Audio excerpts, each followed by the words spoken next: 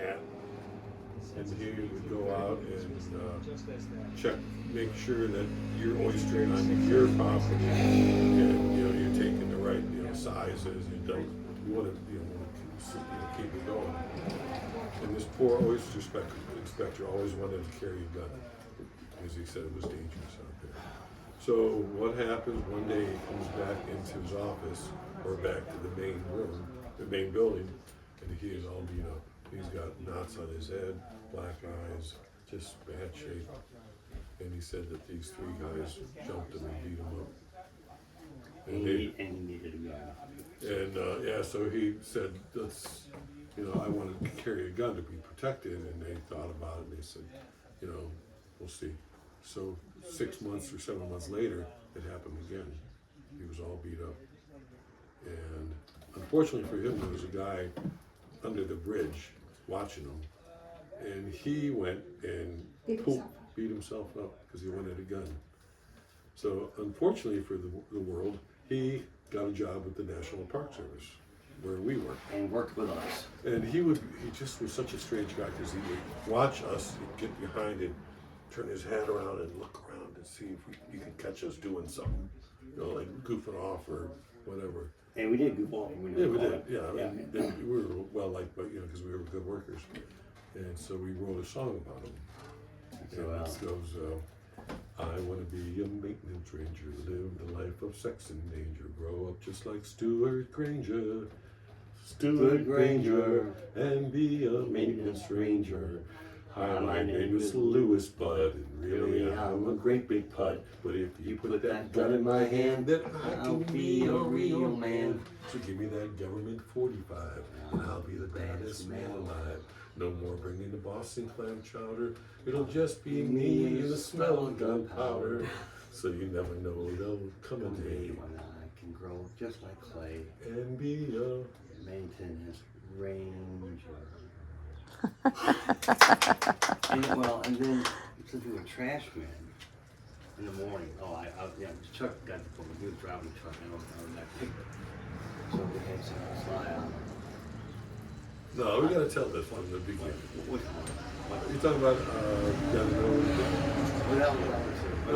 which one are you talking I about? was talking about maybe doing one to Chattanooga Choo Choo or Run Around Sue. I don't know Run Around Sue. Well, the trash truck. I'm the type of guy, they call the maintenance man. I'm always on the truck. I ride from can to can. I'll skip over that. I'll go back to Chattanooga Choo Choo. Okay. Chattanooga Choo Choo, okay. Our supervisor was Itch Ennis. And Bob T and Charlie Turlington were the two brothers. They were brothers, and they were workers all year round. And they always gave Chuck and, we had a rotten job, being summer employee, right? We were come-tos. Yeah. Number one. We weren't sugar takers.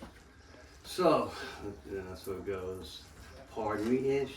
It says the maintenance division. Bob T, me and Charlie make three. You leave the Tom's Cove this soon about 7:45. Hit the over sand, man. You really feel great. Then your destination. No procrastination. When you get down to the Coast Guard Station. There, Bob T and Charlie slap a brush in your hand. Tell you when you paint the boathouse, you'll be a man. You know you want to tell them to go to heck. Woo woo, Bob and Charlie. Here I am. Wow. Isn't that cool? So the one Chris and I started on May 25th of 1986. It was a Sunday. And we'll just do the short version. Yeah. But I never met him before, and our job was to stand. There was a platform on the back of a pickup truck, and it was called a trash truck. And on the back, you held on, and you had an arsenal of. You had a trash picker. You had a big garbage can that separated Chris and I, and you drove around on the beach in the parking lots, and the driver would aim you toward the garbage. And in the parking lot, you'd use a picker. But if you got on the beach, you used a crab net. Yeah, because if you drug a crab net on the pavement, what's going to happen? You're going to break it, you're going to tear it down. Now Chuck and I know each other just a few minutes. And it's a relationship where you know exactly where each other stands immediately. I mean, we click immediately. Go ahead. So I'm just going to do the original version. Yeah, sure. I'm just saying, you got to. Okay, you got to know when to pick them. Know when to stick them. When to put your vest on. and when to take it off. You never use your crab net. When you're picking on the pavement There'll be time enough for crab nets. together. When you hit the beach. At the And then, beach, yeah. yeah. Wow, that's great. But that was the very first day. Within Wow. hours of knowing each other, never knew him. He never knew It me. was like McCartney and Lennon right there. Right there. And it was so funny because you can see our personalities. But then you work with the Shingatigger boys, and they're just. I mean, they could have clowns falling from the sky. They wouldn't think it's funny, you know. Yes. It was just so. So me and him we relied on each other for survival. Yes, yes. And we actually ended up writing more to that song, you know, And a lot more songs. and a lot more songs, A yeah. lot, and some are very nice, but they're all flat. And they all have a true origin. Absolutely. Yes. But my favorite, of course, is the Oyster Inspector. Yeah. I like that. I can see it. I can see it. True story and true person, That's all right. and to have that mentality and want to be that. When we went, he and I were sitting to clean one of the bathhouses out, right? And he must have mixed 4 or 5 different cleaners with chemicals. Oh, yeah. And I mean, and these fumes were coming out of the bathhouse. I mean, did he passed out? He passed Passed out. out. There was green smoke coming out. He put bleach and emulsions together. And I was there, but I didn't get the full impact, so I was okay. But he passed out. He had a dragon life. He saved his life. Uh, And did he treat you any different? No, son. and now dragging him out sometimes regret it. But you know, He was a character. he was. He was a character. All the boys were. We get together every now and then and reminisce. But it's hard to find people that know Those people now. the characters, so you sing the song.